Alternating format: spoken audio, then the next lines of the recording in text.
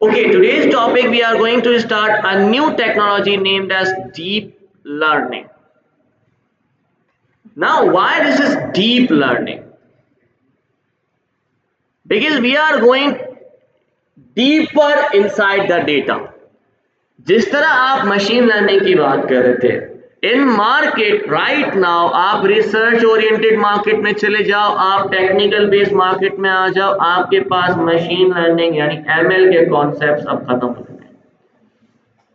Why? Because rapidly increment of data from 2010 जब से आपके पास डिफरेंट सोशल मीडिया प्लेटफॉर्म्स आपको नजर आ रहे हैं, जिसमें आपके पास फेसबुक है, आपके पास ट्विटर है, आपके पास अभी जो ट्विटर है वो एक्स बन गया है, यू कैन से दैट। ठीक है, ये जो पुराने बेसिकली बात करें, इंस्टाग्राम बहुत बाद में आया था, but basically these are some social media platform from 2010 जब से ये आना शुरू हुए हैं, आपके पास डेटा इंक्रीज होना शुरू। पहले हमारे पास इतना डेटा नहीं होता था, तो तब आपका मशीन लर्निंग एल्गोरिथम बहुत अच्छे परफॉर्म करते थे। Around 1 million rose of data भी बहुत है, काम कर लेगा आपका machine learning algorithm. But right now for example I am talking about just an image की बात करते हैं। चलो इमेज के ऊपर हम डेटा के ऊपर ट्रेन करने की कोशिश करते हैं। एटलीस्ट कितनी इमेज होनी चाहिए? Just image.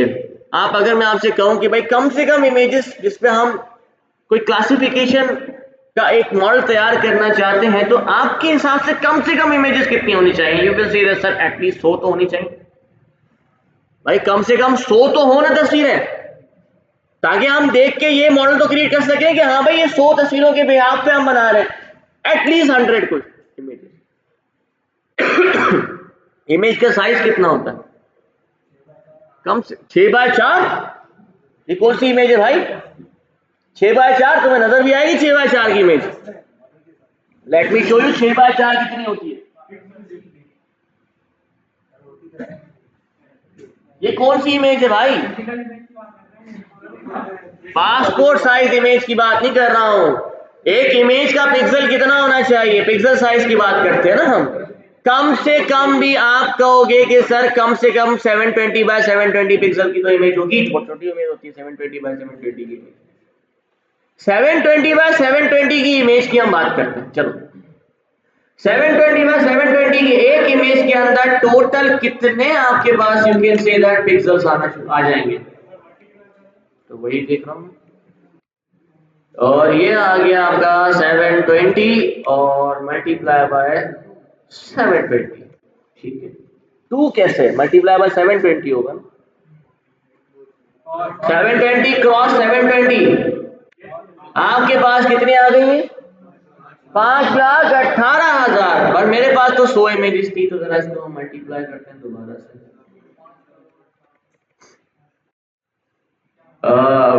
How much is that?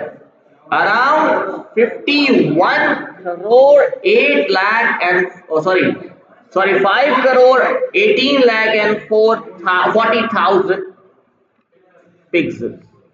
And every single pixel is known as a feature of your image. नहीं, 100 images की बात हुई। 700 images, और आई एम डैम श्योर के 100 इमेजेस के ऊपर आप किसी इंसान को भी रिकॉग्नाइज नहीं कर पाओगे। आपको कम से कम भी जो है कम से कम 300 400 500 इमेजेस किसी एक बंदे की निकालनी होगी, उसके बाद जाके आप उसके ऊपर कोई क्लासिफिकेशन मॉडल बना सकते हो। Now here you can see that इस तरह का डेटा मैंने मशीन लर्निंग को देना है, मशीन लर्निंग वहां पर काम करना बंद कर देगी। एक लिमिट के बाद मशीन लर्निंग मॉडल आपको कोई भी रिस्पांस नहीं देगा। मशीन लर्निंग मॉडल आपके इतने फीचर्स को सपोर्ट नहीं कर पाएगा। These all are the features here. एक सिंपल इमेज, सिर्फ 1 इमेज की हम बात करते हैं, तो एक इमेज के अंदर कितने फीचर्स ये बना रहा है? 720x720। These are the features of a single image. यानी आप समझो आपके डेटा सेट में से सिर्फ एक रो, अभी इस एक रो के ऊपर आपने इतनी सारी वैल्यू दे दी सिर्फ एक रो के अंदर। मशीन लर्निंग मॉडल कभी भी सही परफॉर्म नहीं कर पाएगा, क्योंकि 5 लाख डिफरेंट एक्स की वैल्यूज हैं। लॉजिस्टिक रिग्रेशन बनाओ तो 5 लाख डिफरेंट लॉजिस्टिक रिग्रेशन यानी बेस्ट फिट लाइन बनेंगी। क्या मशीन लर्निंग मॉडल आपको डिटेक्ट कर पाएगा उसको? It is impossible for that. Because of that इसीलिए हम लोगों ने इंट्रोड्यूस किया deep learning. In deep learning we have a concept of neuron. अब न्यूरॉन क्या होता है? As we already know biologically, आप न्यूरॉन सिस्टम के बारे में इजीली आप लोगों को समझ में आ भी जाएगा, क्योंकि आप लोग को ऑलरेडी सारे के सारे कहीं ना कहीं थोड़ा बहुत तो आप लोगों को मालूम ही होगा कि न्यूरॉन सिस्टम काम कैसे करता है। In neural system of human neural system की अगर हम बात करें तो हमारे पास न्यूरॉन्स होते हैं। These neurons get activated when they get some specific amount of input. अब remember, when you are just a newborn child, क्या आपको चलना आता था? डू यू नो कि आग क्या होती है? What is fire? ना, हमें नहीं पता। हमें ये नहीं पता मिर्चें क्या होती हैं, हमें नहीं पता। आप देखो कि छोटा सा न्यू बॉर्न बेबी होगा, वो आग में भी हाथ डाल रहा होगा, उसको फर्क नहीं पड़ने वाला। Because the neurons of that human does not know कि भाई अगर इसमें हमने हाथ डाला तो that will harm ourselves. Train नहीं है। डे बाय डे आपकी न्यूरल सिस्टम में कोई लिमिट है क्या कि हम जितना जितना बड़े होते जाएंगे हमारा लर्निंग फेज कम होता जाएगा? नो। जैसे जैसे आप ग्रो अप कर रहे हो आपकी नॉलेज इंक्रीज हो रही है, तो that means your data is being increased. Data increase हो रहा है, आपके न्यूरॉन्स ट्रेन हो रहे हैं डे बाय डे, रोज। आज आपने, कल आपको पाइथन नहीं आती थी, आज आपको पाइथन आती है। This is a great example for you. कल आप जब यहां पर आए आपको पाइथन नहीं आती, now you know very well how to at least create a Python application. And आप कभी भूलोगे नहीं, क्यों? क्योंकि आपकी न्यूरल सिस्टम ऑलरेडी इसको ट्रेन करके बैठा, या इसको भी चढ़ छोड़े। Sometimes what happens when we, हम लोग अगर फॉर एग्जांपल आपके पास मोमबत्ती जल रही है, आपने उसके ऊपर हाथ रख दिया, what will happen? You will directly आपका हाथ हिल जाएगा। What happens? The neural system understand के भाई हाँ यहां पर स्पेसिफिकली हमें फायर लग रही है, तो ये जो हिस्सा है हमारा ये जल सकता है। तो इस न्यूरल, ये जो न्यूरॉन्स होते हैं, जो आपके हाथ में जो न्यूरॉन्स है, ये सारे के सारे एक्टिवेट हो जाते हैं। जो हाथ को कंट्रोल कर रहे हैं वो न्यूरॉन्स एक्टिवेट होते हैं और हाथ आपका फौरन हट जाता है। ऐसा नहीं है कि आपको हाथ में लग रहा हो और आपके पूरी बॉडी के सारे न्यूरॉन्स एक्टिवेट हो जाए और नाचना शुरू कर दोगे। ऐसा नहीं हो सकता, नहीं, कभी भी नहीं होगा। आप जैसे ही करोगे सबसे पहले आपका हटा दिया जाएगा, उसके बाद आप नाचो गाओ जो करना है करो, लेकिन जो स्पेसिफिक न्यूरॉन से सिर्फ और सिर्फ वही एक्टिवेट हो रहे होते हैं। अब यही अगर चीज हम इंट्रोड्यूस करें हमारे आर्टिफिशियल न्यूरल नेटवर्क, कि जिस तरह का डेटा हमारे पास आ रहा है उसी स्पेसिफिक न्यूरॉन को एक्टिवेट किया जाए, बाकी सब के सब डीएक्टिवेटेड हो। This is how a deep learning works, जिसमें आपके पास neural system, you can say that activate, create किया जा रहा होता है आर्टिफिशियल न्यूरल सिस्टम। हमारे इस आर्टिफिशियल न्यूरल सिस्टम के अंदर हम इसको कहते हैं, we are going to create a perceptron. इसको हम कहते हैं perceptron. What is a perceptron? Perceptron is basically a single neural network, यानी एक सिंगल न्यूरल नेटवर्क है जो हम क्रिएट करते हैं। आपके ऊपर डिपेंड करता है आप कितने मल्टीपल न्यूरल सिस्टम्स बनाना चाहो, आप बना सकते हो। एक परसेप्ट्रॉन में हमारे पास डिफरेंट लेयर्स होती हैं। रिमेंबर द लेयर्स है। कौन कौन सी लेयर्स होती हैं? सबसे पहली लेयर जिसको हम कहते हैं first layer, that is basically known as input layer. Let's consider the human, you can say body या human neuron over artificial neuron। हमारे पास क्या फर्स्ट इनपुट लेयर है या नहीं है? पहले तो आप ये बताएं। हमारे पास भी एक सबसे पहली चीज होती है जिसको हम कहते हैं input layer, which is your eyes. You will see that not ears, ठीक है, एयर्स भी हैं पर वो फिर वॉइस डेटा के लिए है, ठीक है।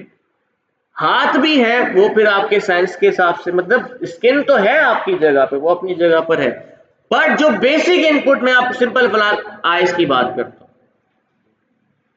If you does not see something you can not imagine कि वो चीज क्या है। सबसे पहले हम उसे देखते हैं, then we process that data. So first layer is basically the input layer that takes the data. After that हमारे पास एक और लेयर होती है जिसको हम कहते हैं हिडन लेयर। अच्छा, ये आपके पास एक ही लेयर होगी, ठीक है, वन लेयर होगी इसके अंदर।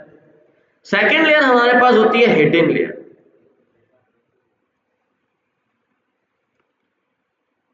which basically contains neurons. One perceptron contains multiple neurons. कितने भी न्यूरॉन्स कंटेन कर सकता है, इट्स अप टू यू। मतलब हिडन लेयर्स आपके ऊपर डिपेंड करता है कि हिडन लेयर्स कितनी आपने रखनी है। एक लेयर रखो, दो लेयर रखो, 10 लेयर रखो, इट्स अप टू यू। और हर लेयर के अंदर आप 100 न्यूरॉन रखो, 1000 न्यूरॉन रखो, 1,00,000 न्यूरॉन रखो, it's up to you. That means we can consist multiple hidden layers and every single hidden layer can contain multiple neurons. आप जितने मर्जी न्यूरॉन्स बना सकते हो, जितने मर्जी न्यूरॉन क्रिएट करना चाहे क्रिएट कर सकते हैं। एक न्यूरॉन कैसे काम करते हैं वो हम आगे देखते हैं कि किस तरीके से, जब उसको हम डिजाइन करेंगे तो आपको और अच्छी तरीके से समझ में आएगा। फिर हमारे पास कुछ और इंपॉर्टेंट चीजें होती हैं जिसको हम कहते हैं hyper parameters. These are hyper parameters, ठीक है।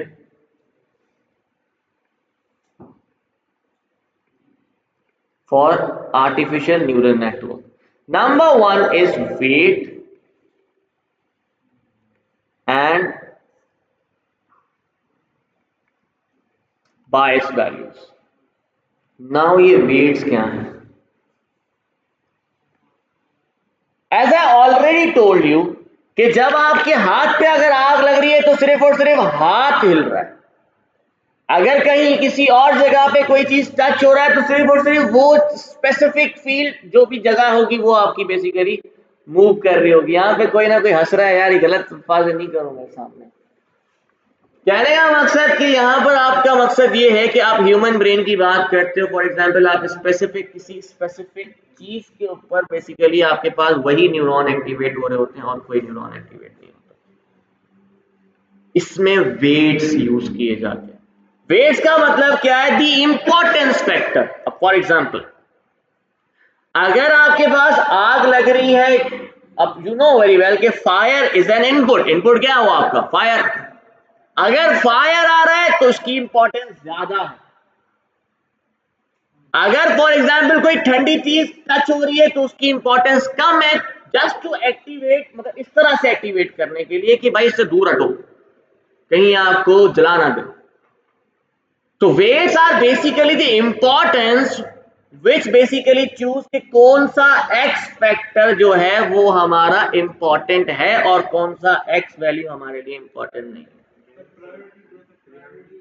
प्रायोरिटीज भी कह सकते हो, लेकिन हम इसको इंपॉर्टेंस ही कहते हैं, क्योंकि प्रायोरिटी में बेसिकली क्या होता है कि या तो ये फर्स्ट प्रायोरिटी पे आता है या तो नहीं आता। ऐसा नहीं है।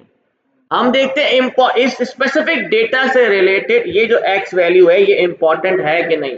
अगर इंपॉर्टेंस नहीं दिखा रहा होगा उसको स्किप आउट करते जाओ, या उसकी वेट की वैल्यू इतनी इंक्रीज कर दो या डिक्रीज कर दो कि वो एक्टिवेट ही ना हो पाए, ठीक है। बायस वैल्यू क्या है? कभी कभार क्या होता है कि हमारे पास कुछ ऐसा न्यूरॉन होता है जो एक्टिवेट ही नहीं हो पाता किसी वजह से। आगे आप देखोगे कि क्या मैं कहना चाह रहा हूं। जब आपके पास एक्टिवेट नहीं हो पाता तो ये बायस एक ऐसी वैल्यू होती है जो सिर्फ और सिर्फ उस न्यूरॉन को एक्टिवेट करने के लिए यूज की जाती है, कि बस इतनी छोटी सी अमाउंट ऑफ वैल्यू होती है। अब फॉर एग्जांपल किसी वजह से आपकी ये वेट्स और आपका एक्स फैक्टर 0 हो गया तो आपका न्यूरॉन एक्टिवेट ही नहीं होगा। आपने बायस उसके अंदर ऐड कर दिया तो वो एक छोटी C small amount of data होता है, यानी वैल्यू होती है जो सिर्फ और सिर्फ उसको एक्टिवेट करने के लिए यूज की जाती है, स्पेसिफिक थ्रेशोल्ड, जिसकी इंपॉर्टेंस कम, तो इसलिए वो जीरो हो जाता है। ठीक है, कैसे, जब फॉर्मूला में आओगे तो इजीली समझ में आ जाएगा कि ये क्यों इसको एक्टिवेट कर कैसे रहा, फॉर्मूला में आप इजीली देख सकते हो उसको। इसके अलावा हमारे पास एक और पैरामीटर होता है जिसको हम कहते हैं एक्टिवेशन फंक्शन।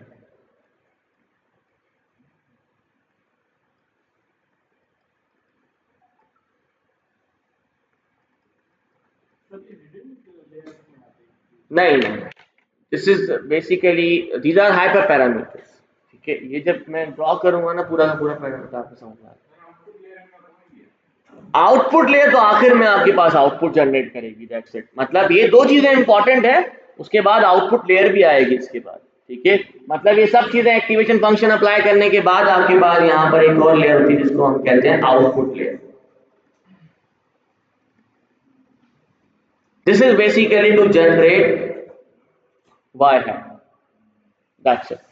ठीक है, activation function is basically used to activate the neuron. अब ये एक्टिवेशन फंक्शन मैंने हाइपर पैरामीटर में क्यों डाला है, क्योंकि हमारे पास बहुत सारे एक्टिवेशन फंक्शंस हैं, सिर्फ एक नहीं। We will see different activation functions for different kind of data. अगर लीनियर है तो लीनियर एक्टिवेशन फंक्शन, अगर फॉर एग्जांपल आपके पास बाइनरी क्लासिफिकेशन करनी है तो you have sigmoid activation function.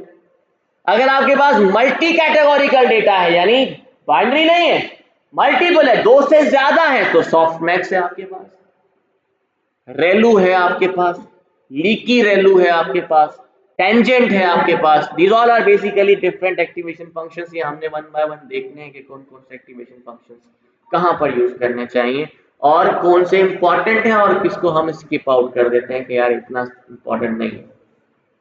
Linear आपको ऑलरेडी पता है, वही आपके पास एक लीनियर रिग्रेशन लाइन बनाएगा, उसके लिए हम यूज करते हैं, तो उसमें आप इजीली देख सकते हैं। ठीक है, डिपेंड्स ऑन द डेटा कि किस टाइप का डेटा है। अब प्रॉब्लम क्या है, रिमेंबर वन थिंग, जब आप आर्टिफिशियल न्यूरल नेटवर्क यानी डीप लर्निंग के ऊपर काम कर रहे होते हो तो एक चीज हमेशा याद रखें, इसमें कोई चीज अलग नहीं है।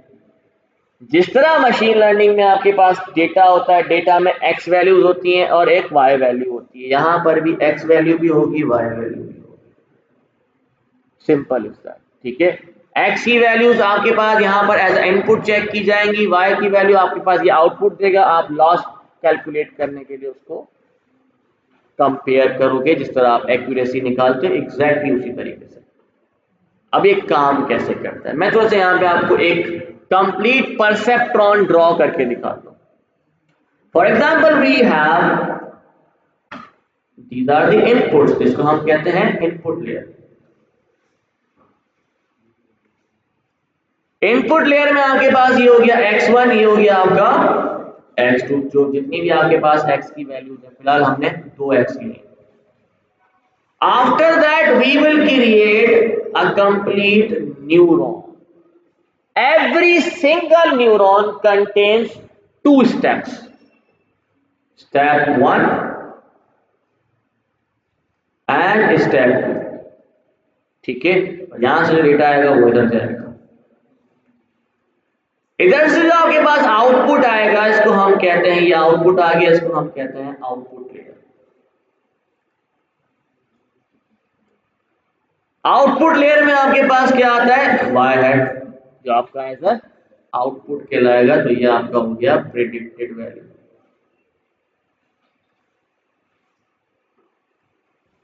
नाउ इनपुट लेयर में तो कोई सवाल नहीं है मेरे ख्याल से, वहां से तो इनपुट है, जितने भी आपके पास एक्स होंगे उतने यहाँ पर इनपुट बनेंगे। यहां पर एक चीज ऐड की जाती है जिसको हम कहते हैं weights and bias values.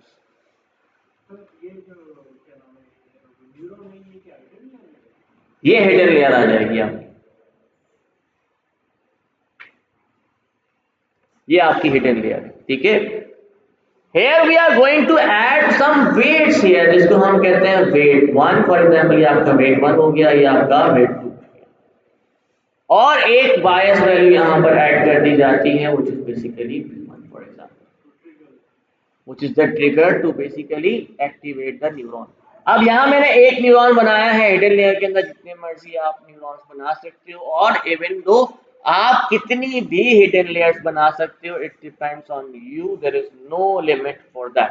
But हाँ, एक चीज याद रखें, जितनी ज्यादा न्यूरल आपकी हिडन लेयर्स होंगी और जितने ज्यादा न्यूरॉन्स होंगे, it will take more time. As Ayaan ने आपको एक वर्ड इजीली बड़ा अच्छा उसने यूज किया था, which was data hungry. Deep learning is a data hungry process. It eats data. For deep learning, you need a lot of data. A lot of data. आपको बहुत ज्यादा अमाउंट में data चाहिए होता है to train or to create a good deep learning model, or you can say a well predicting deep learning model. ठीक है, इसमें तो कोई सवाल नहीं है। Let's see what is forward propagation. कहां पे, कहां पे? ये प्रेडिक्टेड वैल्यू, ये वाली है ना, वाई आपकी, वाई हैट, ये प्रेडिक्टेड वैल्यू है ना आपकी। हाँ, हर बार क्या होता है? नहीं नहीं, प्रिडिक्शन के लिए नहीं यूज किया जाता है, the time of training use किया जाता है। प्रिडिक्शन में तो मॉडल तैयार है। हाँ हाँ,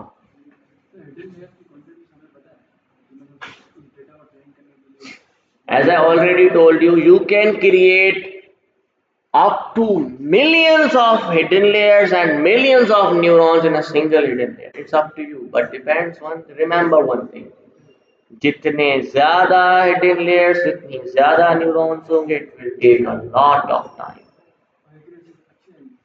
जरूरी नहीं है, और ज्यादा हो जाएंगे तो बायस हो जाएगा मॉडल, तो इट डिपेंड्स। ठीक है, तो डेटा के ऊपर, जिस तरह मशीन लर्निंग में डेटा पे डिपेंड करता है, यहाँ पर भी डेटा पे डिपेंड।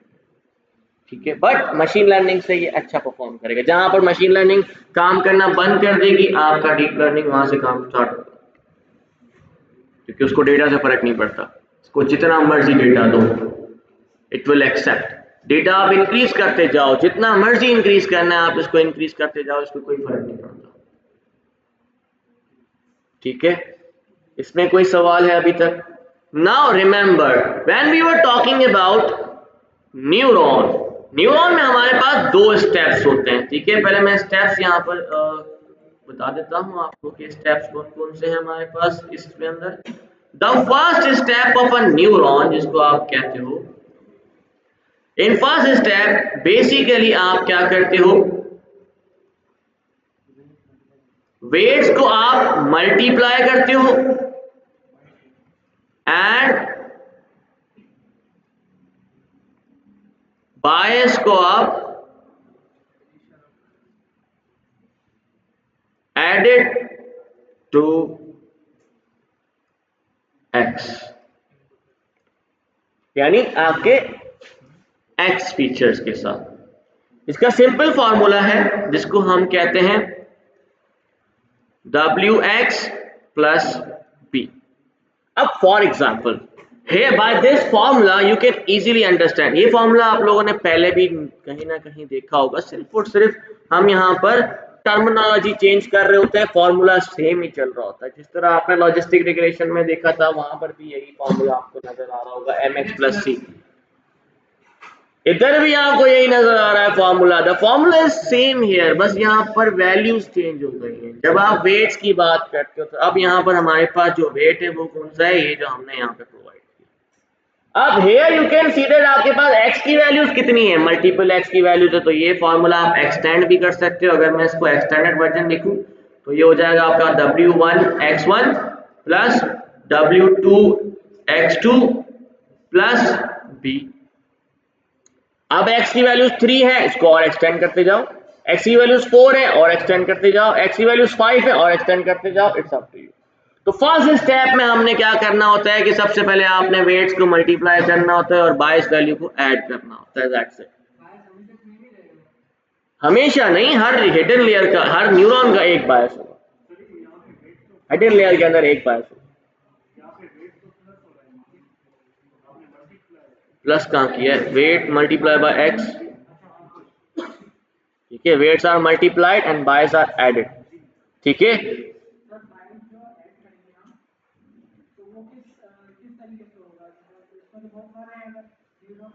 नहीं, न्यूरॉन देखो, एक हिडन लेयर के साथ एक बायस वैल्यू आ रही है, मल्टीपल हिडन लेयर्स आएंगे तो मल्टीपल बायस वैल्यू। एक हिडन लेयर के अंदर मल्टीपल न्यूरॉन्स हो सकते हैं, ठीक है, आप मल्टीपल हिडन लेयर्स बना सकते हो, इट्स अप टू यू, ठीक है। कभी कभार हम बनाते हैं तीन मल्टीपल हिडन लेयर्स हमने बना दी with multiple neurons, you can create multiple neurons in multiple hidden layers. यहां तक कोई समझ में कोई प्रॉब्लम है तो मुझे बता सकते हैं, ठीक है। अब इसको थोड़ा सा समझने की कोशिश करें, इस फॉर्मूला को। मैंने क्या कहा था, बायस हम क्यों यूज करते हैं? For the activation of non activated, you can say neuron. कभी कभार ऐसा होता है because of our weights and X factor हमारा वो न्यूरॉन बेसिकली एक्टिवेट ही नहीं हो पाता, उसको आप एक्टिवेट करने के लिए small amount of you can say value add करते हो, जिसको आप कहते हो bias value, which basically activated or non activated you can say neuron. अब क्योंकि हमने इसमें प्लस किया, फॉर एग्जाम्पल अगर इसकी वैल्यू किसी भी वजह से जीरो हो जाती,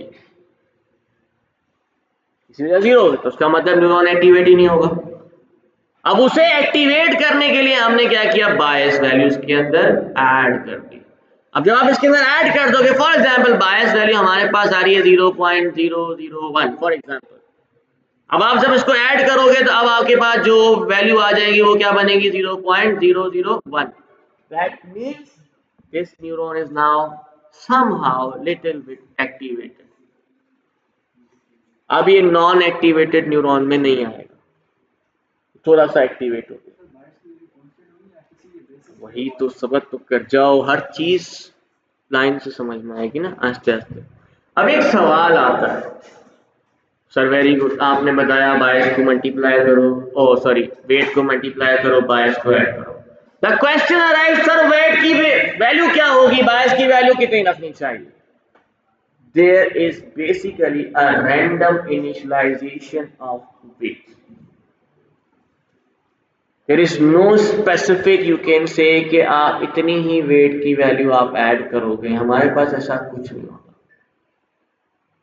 हाँ, सवाल है सर अगर वेट्स आप रैंडमली कर रहे हो तो how it would basically produce a good prediction? तो नहीं कर सकते क्योंकि आपने तो रैंडमली कर दिया, कभी सही कुछ दे रहा होगा, कभी कुछ दे रहा होगा। तो अगेन रैंडम इनिशियलाइजेशन करने के बाद हम इन्हीं वेट्स और बायस को अपडेट करते हैं।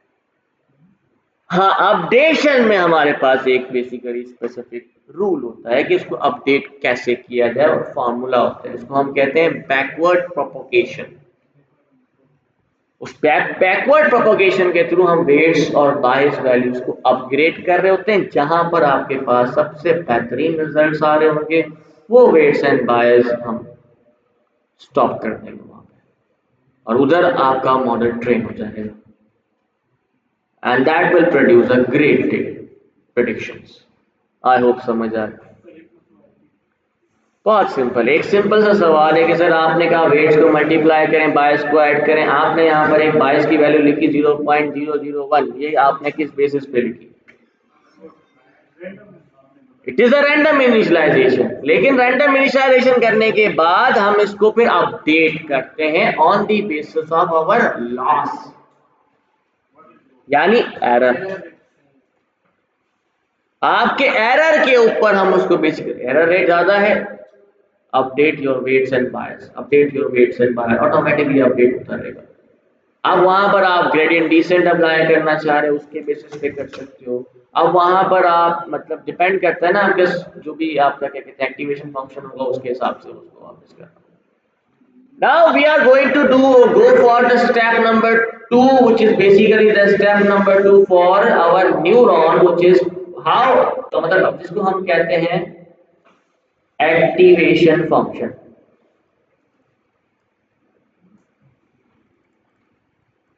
What happens यहां पर आपने देखा न्यूरॉन के अंदर दो स्टेप है। नंबर वन स्टेप में हमने क्या किया, वेट्स को हमने मल्टीप्लाई कर दिया, बायस को हमने ऐड कर दिया। सेकंड स्टेप में हमने क्या किया, इसी आउटपुट के ऊपर अब हम अप्लाई करेंगे हमारा activation function. In activation function we are going to basically deploy, मतलब अप्लाई कर रहे हैं, क्या चीज अप्लाई कर रहे हैं, हमारे पास डिफरेंट है। For example I am going to use sigmoid, ठीक है, मैं जरा सिग्मॉइड देखता हूं। अब सिग्मॉइड बेसिकली कैसे काम करता है,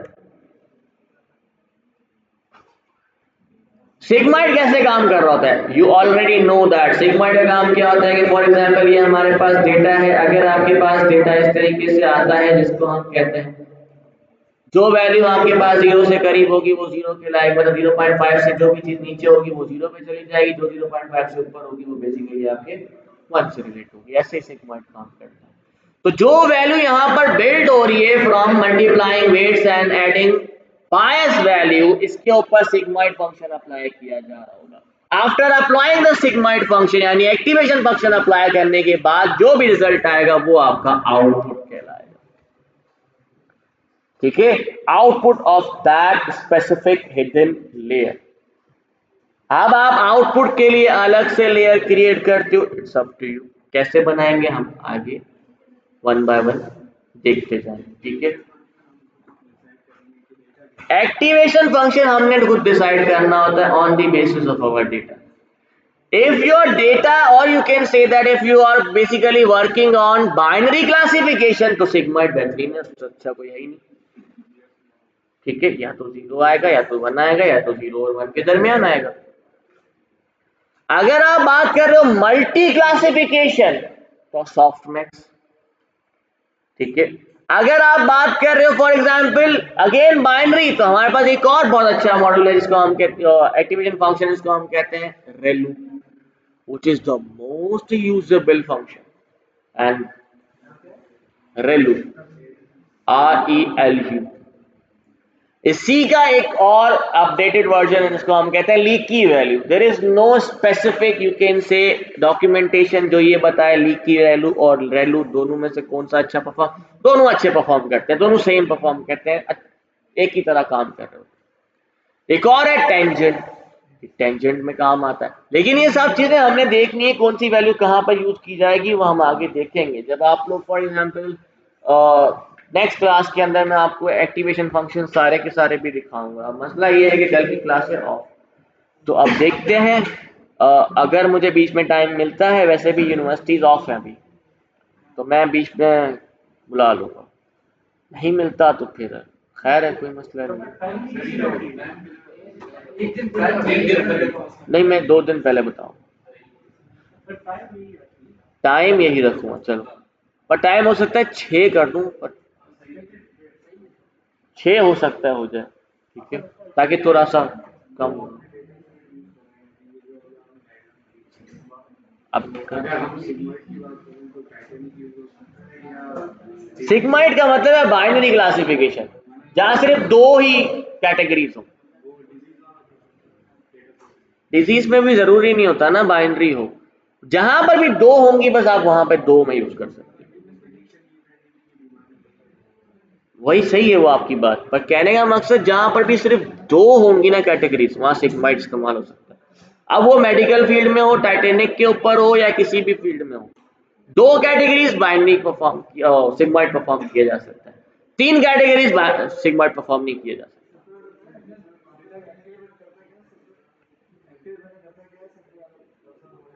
sigmoid activation function is used to activate the neuron, that's it. Neuron से रिजल्ट तो लेना है ना आपने, न्यूरॉन से रिजल्ट तो लेना है ना आपने, उससे एक्टिवेट करवाना है उसको। ये जो आपका न्यूरॉन एक्टिवेट हो रहा है पीछे कोई ना कोई तो सिग्माइड फंक्शन, यानी फंक्शन का मतलब क्या कि अगर आग लगे तो आपके हाथ को आग से दूर कर दो या आग के करीब कर दो, 2 चीजें हो सकती। तो फंक्शन इंपॉर्टेंस नहीं है ना यार, इंपॉर्टेंस तो पहले थी, इंपॉर्टेंस तो ये थी कि आग लग रही है तो हटाना, कुछ ना कुछ तो करना है, एक्टिवेट करो। एक्टिवेट करने के बाद करना क्या है, तो वो एक्टिवेशन फंक्शन आपको बताता है कि व्हाट टू डू, ठीक है। इसमें कोई भी सवाल है तो पूछ सकते हैं इस तरह।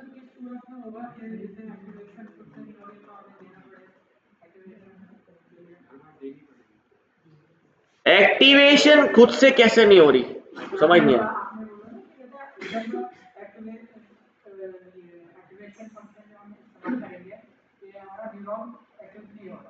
नहीं, activation function is used to activate the neuron. काम तो उससे लेना, स्टार्ट नहीं होगा, पहले आपने वेट्स इंपॉर्टेंस को मल्टीप्लाई किया, बायस यानी minimum value to activate the neuron, वो आपने उसके अंदर ऐड कर दी। अब आप इस जो भी आपके पास आउटपुट आ रहा है, इससे उस न्यूरॉन से कोई ना कोई आउटपुट तो जनरेट करवाओगे ना। तो वो आउटपुट जनरेट करने का मतलब होता है इस न्यूरॉन को एक्टिवेट करवाना। न्यूरॉन को एक्टिवेट तब करोगे जब आप एक्टिवेशन फंक्शन अप्लाई करोगे। अब ये एक्टिवेशन फंक्शन डिपेंड करता है आपके डेटा के आउटपुट के ऊपर कि आपको किस तरह का आउटपुट चाहिए। आप 2 कैटेगोरिकल डेटा पे काम कर रहे हो, सिग्माइड वेरी गुड। आप 3 पे काम कर रहे हो, सॉफ्टमैक्स। आप 2 पे ही काम कर रहे हो, रेलू भी अच्छा परफॉर्म करता है। कंटिन्यूस वैल्यू हो तो टेंजेंट अच्छा है। कंटिन्यूस वैल्यू पे एक और आपका लीनियर भी अच्छा है, लीनियर भी है। ठीक है, तो ये आप डिफरेंट एक्टिवेशन फंक्शंस हम देखेंगे वन बाय वन, फिर हम इसमें से डिसाइड करेंगे कौन सा यूज करना चाहिए और कौन सा नहीं यूज करना चाहिए। मैं आपको सिग्माइड भी यूज करके दिखाऊंगा और साथ में रेलू भी यूज करके देखेंगे कि दोनों में फर्क क्या आता है। ठीक है, इसमें कोई सवाल है तो आप मुझसे स्टिल पूछ सकते हो। अब थोड़ा सा एक एग्जाम्पल के तौर पे, फॉर एग्जाम्पल हम यहाँ पर यूज करने की कोशिश करते हैं। ये तो यहाँ तक कोई सवाल है तो मुझसे अभी पूछ सकते हैं, any question you may still ask. अब फॉर एग्जाम्पल मैंने आपको अभी बता दिया था, एक्टिवेशन फंक्शन का भी मैंने बता दिया, इसमें कोई भी सवाल हो तो आप पूछ सकते हो। मैंने एक्टिवेशन फंक्शन में आप लोगों को समझा दिया है। नाउ रिमेंबर, जब आप बात कर रहे थे आर्टिफिशियल न्यूरल नेटवर्क की, तो हमारे पास डिफरेंट लेयर्स होती हैं। एक हम कहते हैं सिंगल लेयर्ड परसेप्ट्रॉन या सिंगल परसेप्ट्रॉन लेयर, जिसके अंदर आपके पास सिर्फ एक सिंगल परसेप्ट्रॉन होता है। आप चाहो तो इसके अंदर मल्टीपल परसेप्ट्रॉन्स भी ऐड कर सकते हो, जिसको हम कहते हैं परसेप्ट्रॉन। का मतलब होता है ये कंप्लीट एक न्यूरल नेटवर्क। ठीक है, इस कंप्लीट न्यूरल नेटवर्क को हम बेसिकली कहते हैं परसेप्ट्रॉन। इसमें कोई भी सवाल है तो स्टिल यू मे आस्क। हाँ, okay. Now when we are talking about artificial neural network, यानी आप ANN की जब आप बात करते हो, तो हमारे पास यहां पर 2 चीजें आ जाती हैं। नंबर 1 इज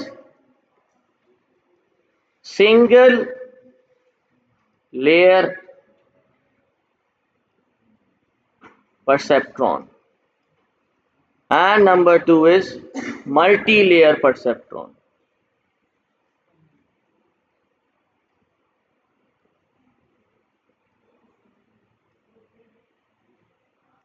जब सिंगल लेयर की जब आप बात करते हो तो सिंगल लेयर में हमारे पास सिंपली क्या होता है भाई, लीनियरली सेपरेबल प्रॉब्लम्स के ऊपर हम normally single layer perceptron apply करते हैं, क्योंकि लीनियर वैल्यू है, कंटिन्यूअस वैल्यू है, एक की लीनियरली सेपरेट हो पा रहा है, तो उसमें आपको मल्टी न्यूरल नेटवर्क बनाने की जरूरत नहीं पड़ती, या मल्टीपल परसेप्ट्रॉन या मल्टी लेयर परसेप्ट्रॉन बनाने की जरूरत नहीं पड़ती। एक सिंगल लेयर के अंदर आपके पास काम हो रहा होता है। लीनियरली डिस्ट्रीब्यूटेड डेटा का मतलब क्या होता है, for example here you can see that आपके पास यहाँ पर कुछ डेटा अवेलेबल है, या आपके पास डेटा अवेलेबल है जैसे कि,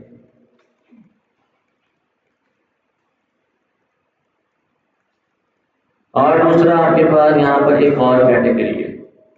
अब यहाँ पर हमारे पास टोटल 3 कैटेगरीज आपको यहाँ पर नजर आ रही हो, लेकिन अगर हम इसको देखें तो ये एक लीनियरली डिस्ट्रीब्यूटेड यू कैन से डेटा अवेलेबल है। 2 कैटेगरीज आपको यहाँ पर नजर आ रही है। लीनियरली कैसे है ये आप देख सकते हो, सिंपली एक लाइन मैंने यहाँ पे खींच दी, तो जो लाइन इससे ऊपर है डेटा वो एक कैटेगरी, जो इस लाइन से नीचे है वो दूसरी category.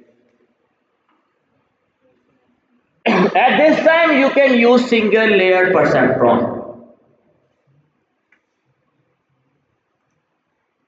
Okay, when we are talking about single layered perceptron, तो ये नॉर्मली हम अप्लाई करते हैं जब आपके पास डेटा लीनियरली डिस्ट्रीब्यूटेड और आप इजीली उसको सेपरेट कर सको, या फिर आप कह सकते हो लीनियरली सेपरेबल डेटा, जहां पर आपने एक सिंगल लाइन कहा कि भाई इस एक सिंगल रेगुलेशन लाइन से ऊपर जो भी वैल्यू होगी वो आपके एक कैटेगरी में आ जाएगी, इसके नीचे जो भी वैल्यू होगी वो आपके दूसरे कैटेगरी में आ जाएगी। लेकिन जब आप बात करते हो मल्टी लेयर परसेप्ट्रॉन, तो मल्टी लेयर परसेप्ट्रॉन हम नॉर्मली यूज करते हैं non linear type of data के ऊपर। Non linear type of data किस तरीके से होता है ये आप लोग ऑलरेडी मैंने आपको एक्सप्लेन कर दिया था at the time of SVM, लेकिन फिर भी मैं आपको दिखा देता हूं। For example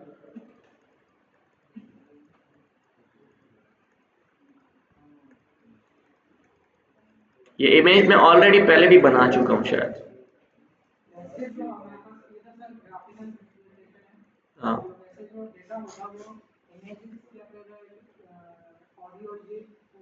non linear type of data होता है, ऑडियो हो इमेजेस हो, इवन आपका जो डेटा सेट होता है तो अक्सर वो भी नॉन लीनियर में ही होता है। एग्जैक्टली नहीं, स्ट्रिंग की बात नहीं है। स्ट्रिंग तो देखो आपको स्ट्रिंग को तो कन्वर्ट करना पड़ेगा ना, स्ट्रिंग की तो कहानी खत्म है।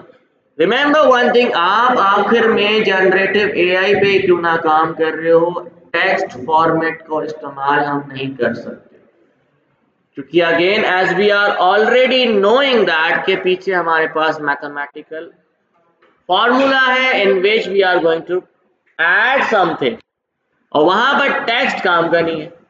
आप एनएलपी का मकसद पता है क्या है, नेचुरल लैंग्वेज प्रोसेसिंग। उसमें क्या होता है, इसी टेक्स्ट को ही चेंज किया जा रहा होता है ना, उसी को प्रिडिक्ट कर रहे होते हैं टेक्स्ट को। जब टेक्स्ट के काम के अंदर भी आपको टेक्स्ट को कन्वर्ट करना पड़ेगा इनटू एम्बेडिंग्स, एम्बेडिंग्स या फिर आप कह सकते हो वेक्टर्स में कन्वर्ट करना पड़ेगा। तो वही सेम का आप जब आप काम कर रहे हो आर्टिफिशियल न्यूरल नेटवर्क, यहाँ पर भी हमारे पास टेक्स्ट नहीं चाहिए, हमें भले इमेज क्रिएट करो। तो लीनियरली डिस्ट्रीब्यूटेड हो तो सिंगल लेयर परसेप्ट्रॉन तो काम आ जाएगा, लेकिन ऐसा होता नहीं है, तो हम नॉर्मली सिंगल लेयर परसेप्ट्रॉन बनाते भी कम। अब अगर आप चाहें तो आप बना के देख सकते हैं, कोई मसला नहीं, मैं बना के भी दिखा दूंगा। एक ही न्यूरॉन ऐड करना है, एक ही लेयर में ऐड करना है, ऑटोमेटिकली बन जाएगा, इसमें कोई और कोई मसला नहीं। बट द प्रॉब्लम इज एक न्यूरॉन काम का नहीं। मल्टी लेयर न्यूरल नेटवर्क के अंदर हमारे पास कौन कौन सी चीजें आ जाती हैं। Number one thing that is basically named as forward propagation. Number two is backward propagation.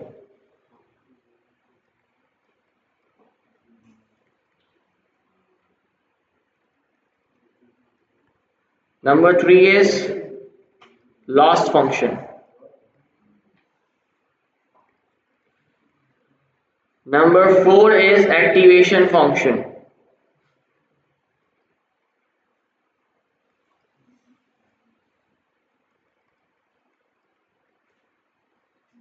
And number five is optimizer.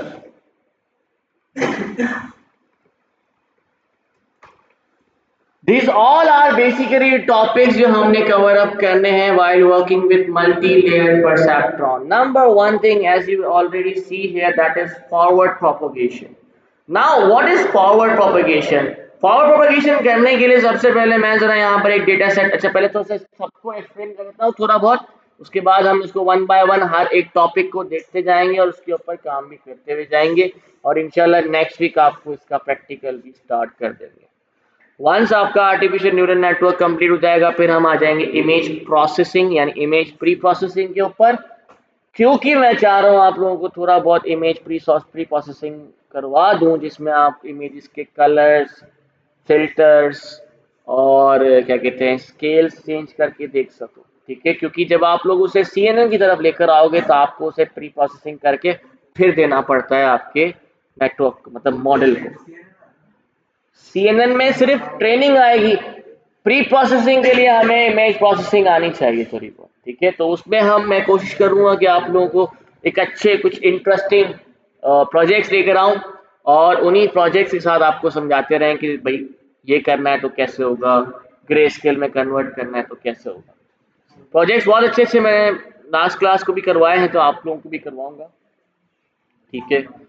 I know very well वो जो टॉपिक्स होंगे या प्रोजेक्ट्स होंगे वो आपके डेटा साइंस से रिलेट नहीं करते, मैं दोबारा आपको एक्सप्लेन कर रहा हूँ, उसका डेटा साइंस से ताल्लुक नहीं है, it is just for the pre processing. But एक इंटरेस्टिंग टॉपिक्स है जिसमें आयरिस ट्रैकिंग है, ठीक है, आपका फेशियल आइडेंटिफिकेशन है, रिकॉग्निशन नहीं। फर्क है ना, आइडेंटिफिकेशन में ये कि बस फेस किधर है, रिकॉग्निशन में कि फेस किसका है।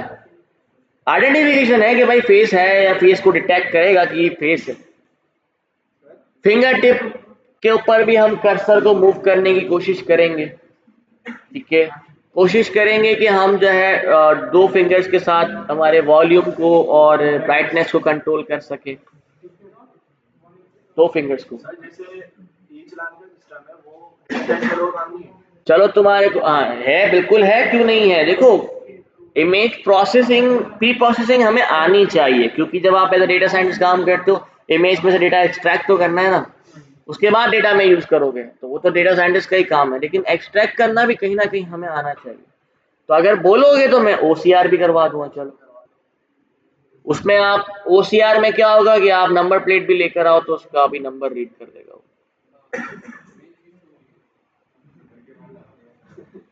लगा सकते हो, कोई मसला नहीं है। अब कोई गले में तो नहीं बता के बैठा होगा मेरा नाम ये है, घर के बाहर लगाए क्या करोगे। Okay, here what is forward propagation? You can say that the forward process of any perceptron, how a perceptron works in a forward way. Backward propagation का मतलब क्या है, backward process of any perceptron, के how a perceptron works in a backward. अब backward क्यों होता है, to update weights and bias. हम एक वेट्स एंड बायस के साथ पूरा प्रोसेस करते हैं, आउटपुट आता है, मैच करते हैं, अगर एरर बहुत ज्यादा है तो वापस पीछे जाते हैं, वेट्स को अपडेट करते हैं, दोबारा प्रोसेस करते हैं। इसी वजह से मैंने कहा कि ये थोड़ा सा टाइम कंज्यूमिंग हो जाता है, अगर आपके पास डेटा तो वैसे ही बहुत ज्यादा होता है, दूसरी चीज आपके पास अगर लेयर्स भी बहुत ज्यादा है तो, ठीक है। But again deep learning versus machine learning, deep learning भले आपसे महीना क्यों ना ले ले किसी एक मॉडल के ऊपर ट्रेन होना, एंड आई एम सीरियस, एक मंथ लग जाता है। मेरे पास एक हफ्ते से मेरी स्क्रिप्ट अभी तक चल रही है। I am just working on 1500 images, that's it। नहीं, मैं तो उसके लिए मैं गूगल क्लाउड यूज करता हूँ, वर्चुअल मशीन्स, ठीक है। तो कहने का मकसद ये है कि आप यहाँ पर भले टाइम लगता है लेकिन मॉडल बहुत अच्छा परफॉर्म करता है, ठीक है।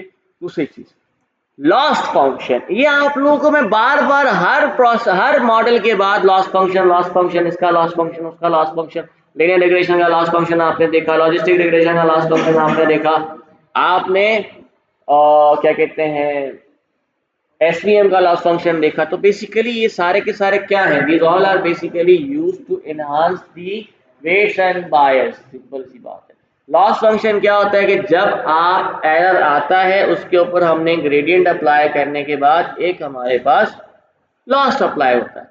अब according to gradient descent you can increase you can increase or decrease the hyperparameters like weights and bias, ठीक है। तो वहां पर लॉस फंक्शन काम आता है। Activation function I have already explained you, activation function क्यों यूज करते हैं हम, to activate the neuron on the basis of your data.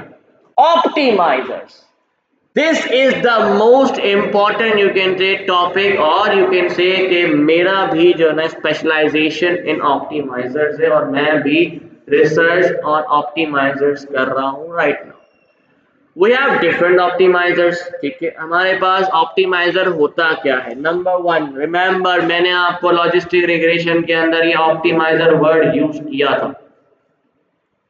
उस टाइम पे हमने एक फॉर्मूला लिखा था, learning rate multiplied by derivative of x divided by derivative of y divided by derivative of x, remember वो क्या था, that was basically the optimizer, or you can say gradient descent optimizer।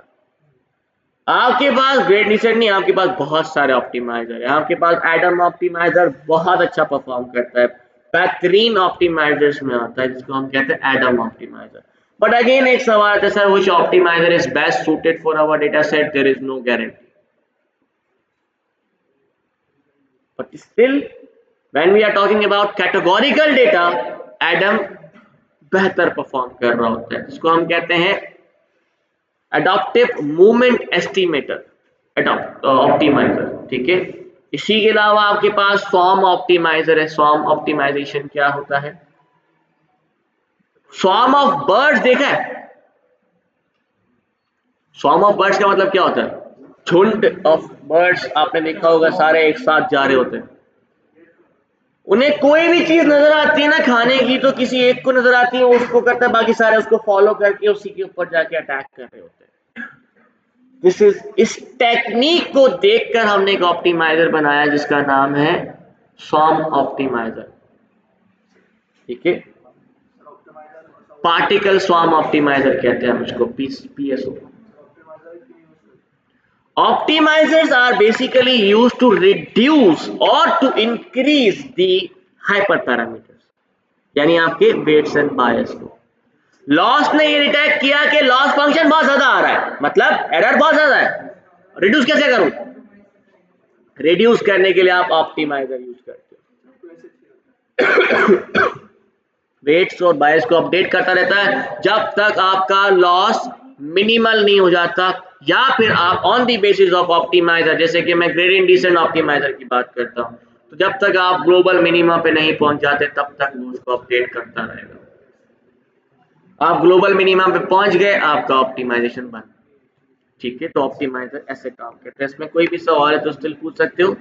मैं यहाँ पर एक data set design कर लेता हूँ जिसके ऊपर हम थोड़ा सा काम करके देखते हैं। जैसे कि हमने यहाँ पे देखा कि हमारे पास कुछ एक्स वैल्यूज है, जैसे कि आपके पास है IQ, आपके पास है स्टडी आवर्स, आपके पास है play hours, and you have pass या फिर फेल। अब ये आपका हो गया x1, ये हो गया आपका x2, ये हो गया आपका x3, और ये क्या कहलाएगा? इसी डेटा के ऊपर हम थोड़ा सा इसके अंदर कुछ वैल्यूज ऐड कर देता हूं, जैसे कि हमारे पास है भाई 95 IQ आ रहा है, स्टडी आवर इसका 4 आ रहा है, प्ले आवर इसका 4 आ रहा है, और ये एग्जाम को पास कर गया। Very good. हमारे पास एक और IQ है जिसका है 100 IQ है। फॉर एग्जाम्पल इसने पढ़ाई की है फॉर एग्जाम्पल 5 घंटे और खेला है ये सिर्फ और सिर्फ 2 घंटे, और ये पास कर गया। Very good. एक और है हमारे पास जिसकी 95 IQ लेवल आ रहा है, लेकिन स्टडी आवर आ रहा है 2 और प्ले आवर आ रहा है 7, तो ये पास नहीं हुआ, ये हो गया। अब ये हमारे पास एक कंप्लीट यू कैन से डेटा सेट अवेलेबल है। Let's create a multi-layered neural network, or you can say that let's create some neural network here, या कोई perceptron create करते हैं यहाँ पे। According to your x values, कितनी x है आपके पास, तो इनपुट कितने होंगे? Very good.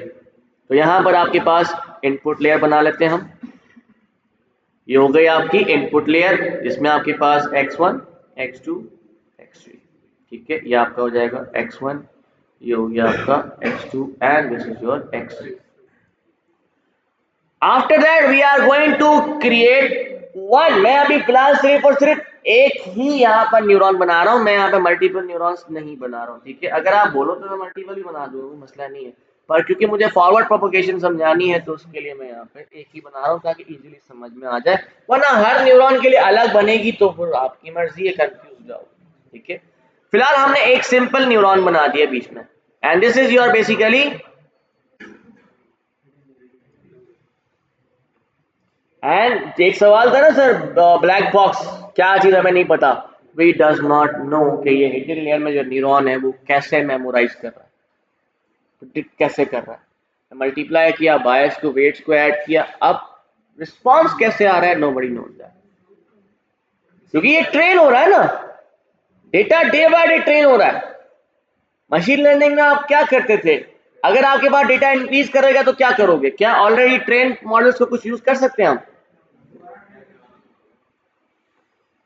Here you can use pre-trained modules on your own data also। ठीक है, कैसे वो आगे देखेंगे, जिसको हम कहते हैं ट्रांसफर लर्निंग।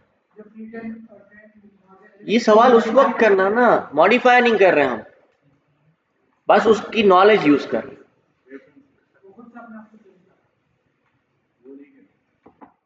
हम करेंगे उसकी नॉलेज यूज। अब मुझे एक बात बताएं, फॉर एग्जाम्पल आपके पास अभी कोई टास्क आता है तो you need to create a mobile application. क्या आपको आती है मोबाइल एप्लीकेशन बनाना? नहीं आती। फॉर एग्जाम्पल नहीं आता, आपने ले लिया, आप कैसे बनाओगे? यू विल कॉल समवन जिसको आती होगी, यार इधर आओ, तो आप एक काम करो, इसको इस्तेमाल करके बना के मुझे दे दो, तो बना के आपको दे दी। आगे आपने 500 की बेची, इसको 300 लिए, 200 आपके पास जेब में आ गए। आपने क्या किया? उसकी नॉलेज ली, अपने डेटा पे उसको ट्रेन करवाया, इसको भेज दिया, आपका काम हो गया। यही सेम काम आप यहाँ पे कर सकते हो। नहीं, उसकी इतनी खास नहीं थी, मैं मेरे काम की नहीं थी, पर नहीं मास्टर वो बैठा हुआ है पीछे, बड़ा अच्छा परफॉर्म किया है इसने, ठीक है।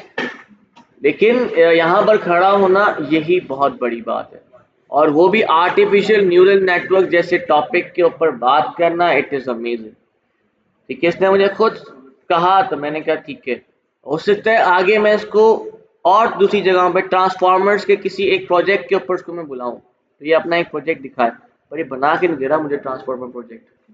अयान, प्रोजेक्ट कब आ रहा है? अगले हफ्ते, फुल एक अच्छी वेबसाइट के साथ। ओके भाई, आ जाएगा अगले हफ्ते। Okay, let's see here, you can see that हमारे पास एक इनपुट आया, यहाँ पर आप देख सकते हो इनपुट आपके जितने भी इनपुट्स होंगे it basically goes towards the neuron. And you already know एक न्यूरॉन के अंदर हमारे पास step 1 and step, first step के अंदर आपके पास क्या वैल्यूज हो, मतलब क्या होता है, मैं इसके अंदर सीधे सीधे ऐड कर देता हूं। अब ये तो हो गया आपके पास एक लेयर, अब एक और लेयर इसके अंदर मैं ऐड कर रहा हूं, इसको मैं कह रहा हूं आउटपुट लेयर, और इसमें भी मैं एक न्यूरॉन ऐड कर रहा हूं। मुझे ये एज आउटपुट नहीं चाहिए था, मैंने कहा इसमें से जो भी आउटपुट आएगा उसको दोबारा से दूसरे न्यूरॉन के पास भेजो, और यहां से फिर मुझे एक आउटपुट निकाल के दो। तो अब मेरे पास दो लेयर्स हो गए। जहां पहले हमने जो यहाँ पे डिजाइन किया था उसके अंदर बेसिकली क्या था कि एक ही हिडन लेयर थी, वही आउटपुट दे रही थी। Now we are going to create two layers, एक जो आपकी हिडन लेयर है जो ट्रेनिंग पर्पस के लिए काम कर रही है, दूसरी जो बेसिकली आउटपुट पर्पस के लिए काम आ रही है, ठीक है।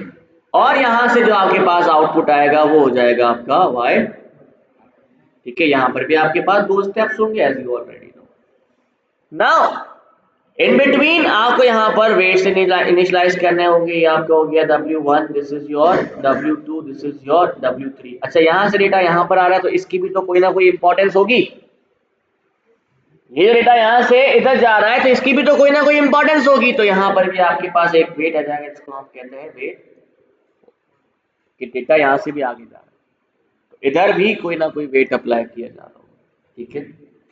इन बिटवीन आपको यहाँ पर एक बायस वैल्यू देनी है विच इज बेसिकली P1, और ये भी आपके पास एक लेयर है तो यहाँ पर भी आपके पास आ जाएगा विच इज बेसिकली P2। ये जो न्यूरॉन आपको आउटपुट देगा जिसको हम कह रहे हैं यहाँ पर O1, ये जो आपको आउटपुट देगा जिसको हम कह रहे हैं O2, या फिर आप कह सकते हो your final output. Simple, this is how forward propagation is going to work, ठीक है। I am talking about forward propagation, बार बार यही बता रहा हूँ, दिस इज नॉट बैकवर्ड। ये कैसे जा रहा है, ठीक है, आपने देख लिया यहाँ पे वेट्स आ गए, फॉरवर्ड प्रोग्रेशन बहुत आसान है, इतना इतना मुश्किल नहीं है, बहुत सिंपल है। अब फर्स्ट स्टेप के अंदर आपने सबसे पहले क्या करना होता है, in first step for example you need to create Z value. Z value किसको कहते हैं, यानी आपके वेट्स और x1 values are basically multiplied, यानी x की वैल्यूज और वेट्स आपस में मल्टीप्लाई होंगे और बायस ऐड हो जाएगा, तो यहां पर आ जाएगा x2 W2 plus x3 W3 plus B1, यही है। इसको अगर हम थोड़ा सा यू कैन से रिड्यूस करने की कोशिश करें तो आप इसको ये कह सकते हो, it is the sum of all where I equals to 1 to Wi transpose of xi plus b। ठीक है, z है ना यार, ये z, ठीक है, z मतलब आपका आउटपुट वैल्यू बाय हैट, वो तो हम रिप्रेजेंट करते थे टाइम ऑफ डेटा सेट, इधर तो z ही यूज कर रहे थे ना, पहले भी हमने z ही यूज किया हुआ है। 1 upon exponential power minus z, याद करो, वही सेम चीज है, सिग्मा की तो बात कर रहा हूँ, 1 upon exponential power minus z, that was sigma. ठीक है, इसमें कोई भी सवाल है तो आप मुझसे स्टिल पूछ सकते हो। अब इसके हिसाब से let's put some data, let's take के फॉर एग्जांपल हमारे पास यहाँ पर जो वेट्स हम यहाँ पे क्रिएट कर लेते हैं कि भाई हमने कुछ वेट्स बना लेते हैं, जैसे कि ये हमारे पास हो गए वेट्स, तो वेट्स के अंदर हमने लिख दिया कि भाई 0.01 इनिशियलाइज कर रहे हैं randomly, 0.02 and 0.03, this is your W1, this is your W2, this is your W3। और अगर हम बायस वैल्यू भी ऐड करते हैं B1, तो B1 फॉर एग्जांपल आपके पास है 0.00, क्योंकि मैंने कहा था स्मॉलेस्ट वैल्यू होती है, बहुत स्मॉलेस्ट होती है, इतनी ना हो कि आपका न्यूरॉन पूरा ही एक्टिवेट हो जाए और कुछ ना कुछ आउटपुट दे रहा हो, इतना हो कि कम से कम वो एक्टिवेटेड न्यूरॉन्स के अंदर शामिल हो रहा हो, ऐसा ना हो कि वो नॉन एक्टिवेटेड हो रहा। अब इस वैल्यूज को आप पुट करना शुरू कर दें, आपको समझ आ जाएगा। अब फर्स्ट ले लेते हैं हम पहला रो, यहाँ पर x1 क्या है, x2 क्या है 4, x3 क्या है 4, ये रिमेंबर कर लीजिएगा। ठीक है, इसी फॉर्मूला के अंदर इसको हम पुट करने की कोशिश करते हैं। Let's say for example we have z equals to 95 multiply by 0.01 ये x w की वैल्यू, ठीक है, w1 plus 4 multiply by 0.02 plus 4 multiply by 0.02 और 3 सॉरी, ठीक है, एंड प्लस 0.001। आप इसका आउटपुट निकालोगे तो आपके पास अराउंड 1.151 की वैल्यू है। This was step number 1। Step number 2 क्या होगा, इसी के ऊपर आप अप्लाई करोगे अब एक्टिवेशन फंक्शन। ऐसे ही एक्टिवेशन फंक्शन फॉर एग्जांपल अगर आप सिग्मॉइड की बात करते हो तो सिग्मॉइड का एक्टिवेशन फंक्शन क्या होगा, सिग्मॉइड का फॉर्मूला याद है, लेट मी राइट दिस। अगर मैं सिग्मॉइड एक्टिवेशन फंक्शन यूज करता हूं तो सिग्मॉइड का फॉर्मूला आपको मैं जरा याद करवा देता हूं,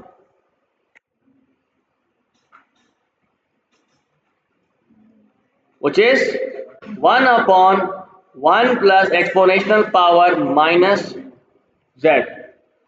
याद आया, यही फॉर्मूला है। इसी फॉर्मूला में जरा पुट करो ये वैल्यू को, तो क्या वैल्यू आ जाएगी, 1 upon 1 plus exponential power minus 1.15। इसका आउटपुट निकालेंगे तो हमारे पास अराउंड कोई वैल्यू आ रही होगी 0.759, माइनस नहीं आएगी, सही है, मैंने किया हुआ है तभी तो देख रहा हूं मैं इधर बार बार, ऐसे थोड़ी लिखा हुआ, मैंने लिख के आया हूं ना, ऐसे तो मसला हो जाएगा, यहाँ पे बैठ के टाइम ही खाली कैलकुलेशन में चला जाएगा सारा।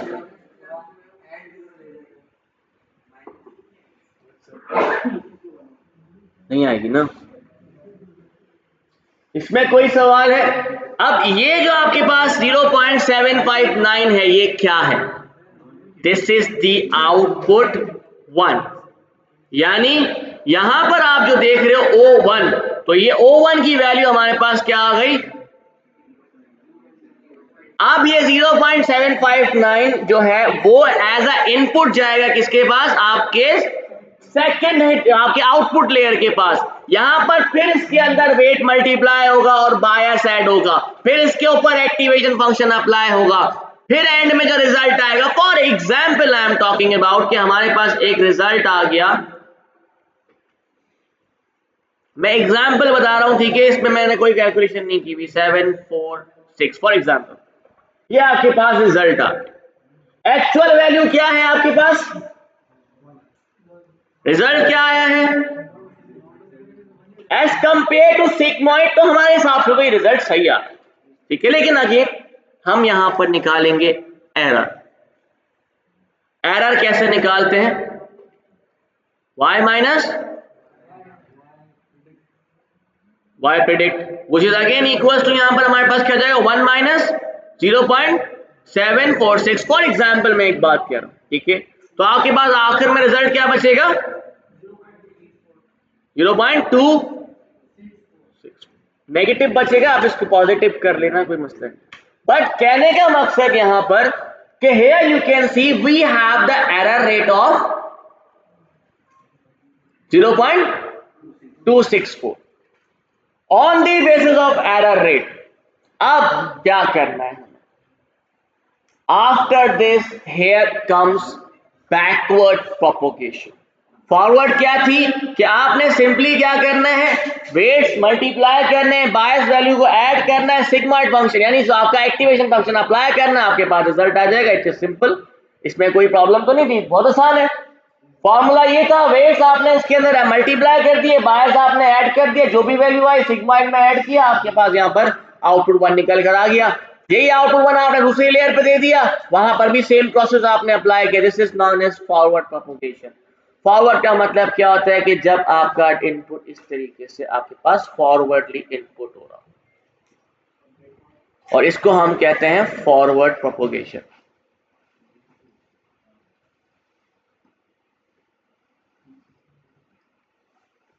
बैकवर्ड प्रोपगेशन होती है जब आपके पास डेटा वापस जा रहा हो। Now why backward propagation is used and what happens inside the backward propagation। In backward propagation normally हम क्या करते हैं, बेसिकली आपके इन्हीं वेट्स एंड बायस वैल्यू को अपडेट किया जा रहा होता है।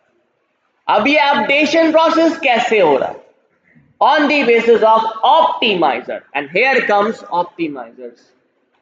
ऑप्टिमाइजर क्या करेगा, आपके लॉस को लेगा। फॉर एग्जाम्पल आप ग्रेडियंट डिसेंट ऑप्टिमाइजर की बात करें, ग्रेडियंट डिसेंट हम किस तरीके से बनाते थे, डिजाइन मैंने किया था ना एक दफा, यू टाइप,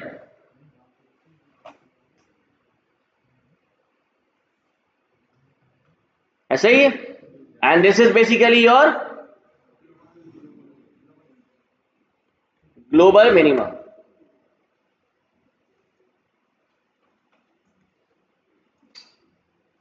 जब आपके पास लॉस फंक्शन आप निकालते हो, यानी कॉस्ट फंक्शन अप्लाई करते हो, और कॉस्ट फंक्शन में आपके पास कोई भी वैल्यू इस जगह पर आती है, फॉर एग्जांपल इसी कॉस्ट फंक्शन को आपने रिड्यूस करना होता है जब तक आपके पास आप ग्लोबल मिनिमा पे नहीं पहुंच जाते। अब यहां पर ऑप्टिमाइजर डिपेंड करते हैं आप ऑप्टिमाइजर कौन सा यूज कर रहे हैं। अगर आप स्वॉर्म ऑप्टिमाइजर यूज कर रहे हो तो वो पार्टिकल स्वॉर्म ऑप्टिमाइजर की तरह काम करेगा। आप यहाँ पर आंट कॉलोनी ऑप्टिमाइजर यूज कर रहे हो तो आंट कॉलोनी ऑप्टिमाइजर, जो आंट कॉलोनी, इसको हम कहते हैं meta heuristics of basically evolutionary algorithms का मेटा ह्यूरिस्टिक्स के डिफरेंट ऑप्टिमाइजर्स हैं, जिसमें आपके पास पार्टिकल स्वॉर्म ऑप्टिमाइजर है, आंट कॉलोनी ऑप्टिमाइजर है, और उसके अलावा आपके पास आ जाता है और जेनेटिव एल्गोरिथम है, ठीक है, ग्रे वुल्फ ऑप्टिमाइजर है। ये सारे के सारे you can say that genetics के ऊपर बेस्ड करते हैं, different genetics. Particle swarm optimizer birds, grey wolf optimizer wolf, ant colony optimizer ants की कॉलोनी, ठीक है, ब्रेन स्टॉर्मिंग ऑप्टिमाइजर ब्रेन और न्यूरल सिस्टम्स के दरमियान जिस तरह काम कर रहा है उसके ऊपर डिपेंड करता है। तो ये अलग अलग ऑप्टिमाइजर्स हैं। Stochastic descent gradient, stochastic gradient descent आपके ग्रेडियंट डिसेंट के ऊपर काम कर रहा होता है। एडॉप्टिव मूवमेंट एस्टिमेटर आपके एडॉप्टिव मूवमेंट ऑफ मतलब आपके ग्रेडिएंट डिसेंट और एडम में क्या फर्क है? ग्रेडिएंट डिसेंट बेसिकली काम करता है to reduce the loss, very good, on the basis of learning rate. मैंने कहा था लर्निंग रेट जितना कम होगा उतना अच्छा, बहुत ज्यादा रखोगे तो जंप करना शुरू कर देगा, आप बराबर नहीं कर सकते। जब आपने फॉर एग्जाम्पल कम रखा तो आपके पास बहुत कम रखा तो इतना स्लो प्रोसेस हो जाएगा, तो फिर बड़ा टाइम लगेगा उसमें अगेन।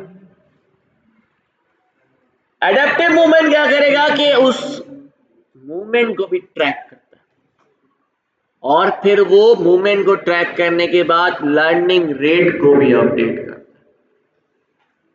अगर लर्निंग रेट जंप करने यानी अगर आपके पास मूवमेंट जंप कर रही होगी तो वो लर्निंग रेट को कम कर देगा, बहुत स्लो कर रही होगी तो लर्निंग रेट को बढ़ा देगा, तो वो मूवमेंट को भी ट्रैक कर रहा होता है।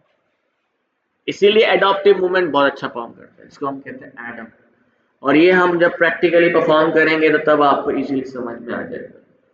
इसमें कोई भी सवाल है तो आप स्टिल मुझसे पूछ सकते हैं, any question you can still ask. क्या भाई 4 तो डेटा है ना, x1 ये 95 है, x2 आपके पास 4 है, x3 4 है।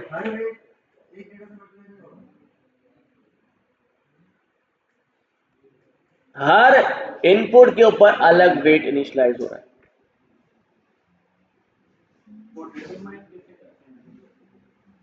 मैंने कहा ना रैंडम इनिशियलाइजेशन, बाद में अपडेट किया जाएगा on the basis of optimizer and loss. इसमें कोई भी सवाल है तो आप मुझसे पूछ सकते हो। इंशाल्लाह नेक्स्ट क्लास के अंदर हम प्रैक्टिकली परफॉर्म करेंगे इसको। अभी प्रैक्टिकली मसला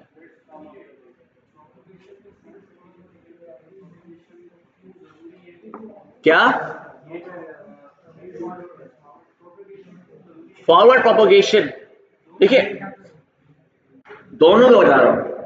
फॉरवर्ड प्रोपगेशन तो प्रोपगेशन का मतलब क्या है, हाँ समझिए। प्रोपगेशन का मतलब है the process how neurons are being going to be train, कैसे ट्रेन हो रहे हैं। अब ये जो प्रोसेस है इसमें हमारे पास सिंपल क्या था, न्यूरॉन के अंदर 2 स्टेप्स होते हैं, वेट्स एंड बायस। वेट्स को मल्टीप्लाई करना, बायस को ऐड करना, फिर सिग्मॉइड फंक्शन अप्लाई करना। इसी को हम कहते हैं फॉरवर्ड प्रोपगेशन, यानी forward process of training. Backward propagation जरूरी क्यों है? क्योंकि जब हम वेट से इनिशियलाइज करते हैं हमें नहीं पता होता कि हमारे डेटा के हिसाब से क्या हाइपर पैरामीटर यानी वेट्स और बायस बेहतर काम करेंगे। जाहिर सी बात है, हर डेटा के यूनिट्स ही चेंज है तो वहां पर वेट्स भी डेफिनेटली चेंज होंगे। अब हर वेट मतलब क्या होता है, इंपॉर्टेंस। अब फॉर एग्जांपल यहां पर आप देख सकते हो आईक्यू की इंपॉर्टेंस बहुत कम है। देखो इधर आईक्यू की इंपॉर्टेंस कम है क्योंकि स्टडी आवर की ज्यादा है। स्टडी आवर अगर हमने यहाँ पे देखा आईक्यू बढ़ रहा था कोई फर्क नहीं पड़ता, आईक्यू कम था कोई फर्क नहीं पड़ रहा था। स्टडी आवर बहुत कम हो गए तो देखो आपके पास आउटपुट चेंज हो गया फॉर एग्जांपल। ठीक है, यहाँ पर इसकी इंपॉर्टेंस ज्यादा है तो हम इसकी इंपॉर्टेंस ज्यादा रखेंगे, इसका वेट ज्यादा होगा। ठीक है, अब ये हमें तो नहीं पता ना कि कौन से फीचर की कौन सी क्या इंपॉर्टेंस बन रही है कि नहीं बन रही। ये डिसाइड होता है on the basis of loss, यानी अगर आपके पास एरर आ रहा है, आपने क्या किया, बैकवर्ड में गए, हर वेट को अपडेट कर दिया, चेंज कर दिया, वेट्स अपडेट हुए, दोबारा ट्रेन हुआ, चेक किया, वैलिडेट किया, फिर एरर आया, वापस गए, दोबारा अपडेट किया। जब तक एरर रेट कम नहीं होता, जहां पर एरर रेट कम होगा सबका वेट्स अलग अलग होंगे, जो मोस्ट इंपॉर्टेंट होगा उसकी वेट ज्यादा होंगे, जो मोस्ट इंपॉर्टेंट नहीं होगा उसके वेट्स कम होंगे, जो बिल्कुल ही इंपॉर्टेंट नहीं होगा उसका वेट 0 होगा ऑटोमेटिकली। ऑप्टिमाइजर्स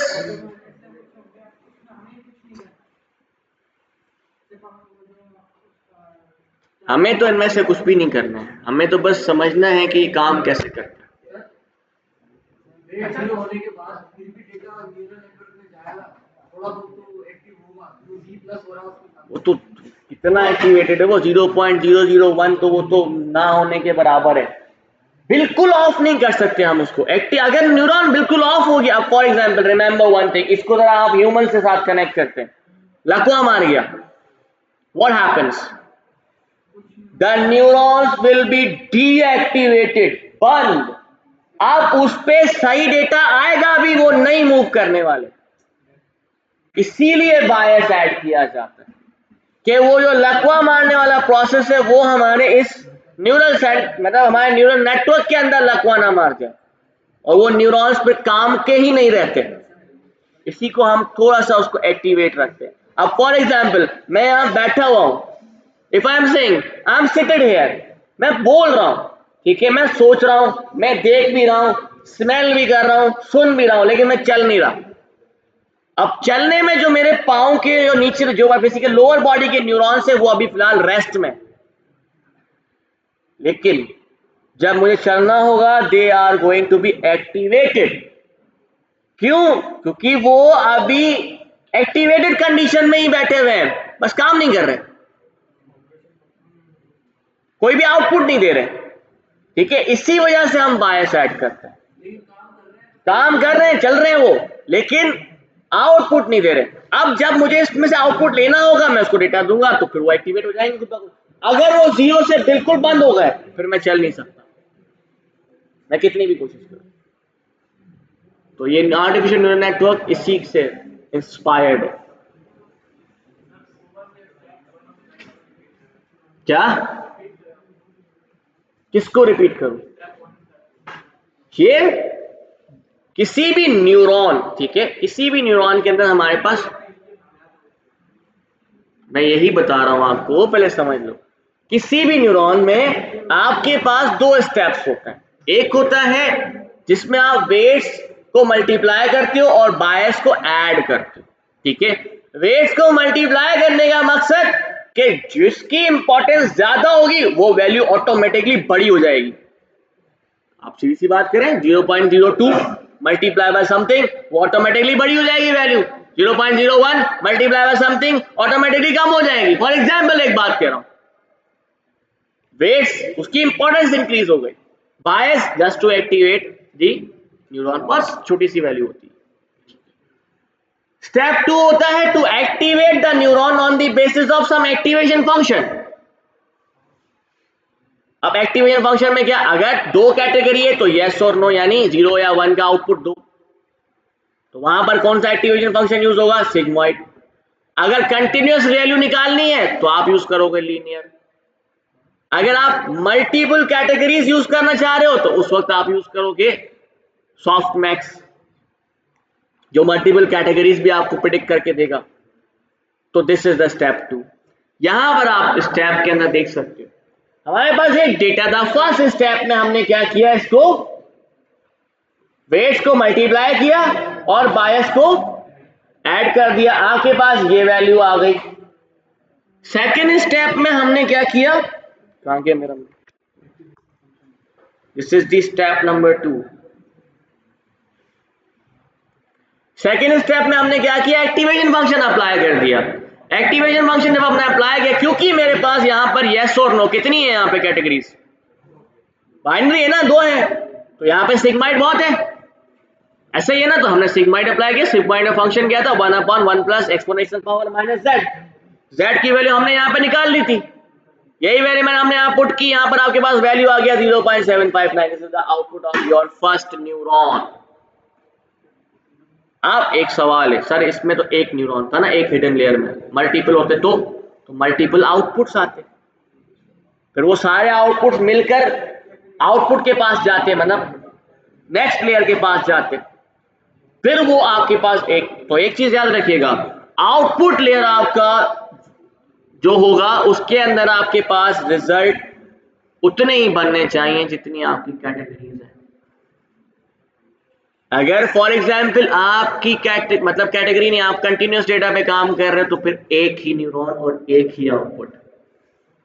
अगर मल्टीपल कैटेगरीज है तो कम से कम एक न्यूरॉन, मैक्सिमम दो न्यूरॉन, दो आउटपुट।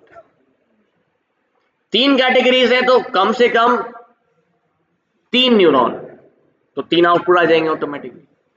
चार कैटेगरीज है तो कम से कम चार। तो ये आपने ख्याल करना है, क्योंकि अगर आपने जितने ज्यादा न्यूरॉन दिए तो आपके पास उतने ज्यादा आउटपुट्स आएंगे, फिर वो आपके काम के नहीं है। ठीक है, इसमें कोई सवाल है तो स्टिल आप पूछ सकते हो। तो ये याद रखिएगा, जब आप अपना आर्टिफिशियल न्यूरल नेटवर्क डिजाइन करेंगे तो जो आपका आउटपुट लेयर होगी उसके अंदर आपने उतने ही न्यूरॉन रखने हैं जितना आपका आउटपुट आता है। बाकी बीच में आपकी मर्जी है, आप 64 न्यूरॉन्स रखो, 256 न्यूरॉन रखो, 512 न्यूरॉन रखो, 1000 न्यूरॉन रखो, 10,000 न्यूरॉन रखो, पर 10,000 काम के नहीं है हमारे, क्योंकि वो इतना टाइम ले लेंगे कि फायदा नहीं, और वो हैवी बहुत ज्यादा हो जाता है। देखो, जब आपके पास डेटा ही इतना नहीं है और इतना ज्यादा बड़ा न्यूरॉन आपने बना दिया न्यूरल नेटवर्क, तो गारंटी नहीं है कि आपके पास रिजल्ट अच्छा है। क्यों? क्योंकि डेटा बहुत कम है, डेटा बहुत ज्यादा है, न्यूरॉन्स बहुत ज्यादा है, तो बहुत अच्छा रिजल्ट आएगा। टाइम तो वैसे ही लेना है ना उसमें, जितने ज्यादा न्यूरॉन्स होंगे तो आप देखो ना, यहाँ पे मल्टीप्लिकेशन एक न्यूरॉन की बताइए मैंने आपको, वो भी एक आउटपुट, ये एक न्यूरॉन, उसका एक्टिवेशन फंक्शन, उसका आउटपुट, एक न्यूरॉन है 10, तो मतलब ऐसे 10 आउटपुट। फिर वो अगले लेयर के पास जाएंगे, वहां पर 10, तो उसके 10 आउटपुट।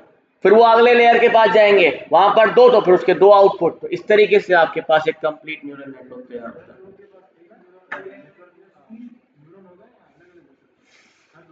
मैंने क्या कहा, यही तो समझते नहीं है ना हम लोग। सुना करो, I said you can add multiple hidden layers and you can add multiple neurons in one hidden layer. क्या मतलब? 10 हिडन लेयर्स, तो 10 के अंदर 10 न्यूरॉन भी ऐड की जा सकती हैं, सब to you, because you are going to create a neural network. ठीक है, एक इसने बड़ी अच्छी वो इस अयान वाली क्या कहते हैं प्रेजेंटेशन में एक बड़ी अच्छी सी एक तस्वीर थी, मैं आपको वो दिखा देता हूँ। Here you can see that we have 2 hidden layers here, and every single hidden layer consists of at least 1 2 3 4 and 5, you can say, neurons. आखिर में आपके पास आउटपुट लेयर है, which again contains at least 4 neurons, क्योंकि यहाँ पे output 4 है for example. Input layer में जितने आपके पास इनपुट होंगे उतने न्यूरॉन्स आप इसमें ऐड करोगे।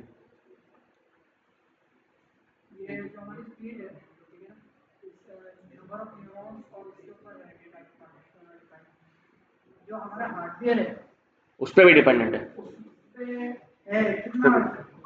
Remember one thing, one more thing, जब आप अभी तक मशीन लर्निंग पे काम कर रहे थे, आई वाज सेइंग कि यार यहाँ पे सुनो, अभी तक आप लोग मशीन लर्निंग पे काम कर रहे थे, आई वाज सेइंग कि आपका सिस्टम इनफ है, चलाओ, कोई मसला नहीं है, 3rd जनरेशन पे भी चल जाएगा, 4th जनरेशन पे भी चल जाएगा। लेकिन now it is not possible to execute any, मैं कह रहा हूँ एक सिंगल न्यूरॉन वाला भी जो है ना, आप क्वाड 2 में नहीं चला पाओगे, मैं बता दूंगा।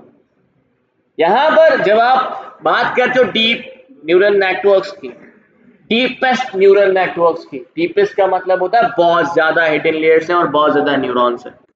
You need GPU, not CPU.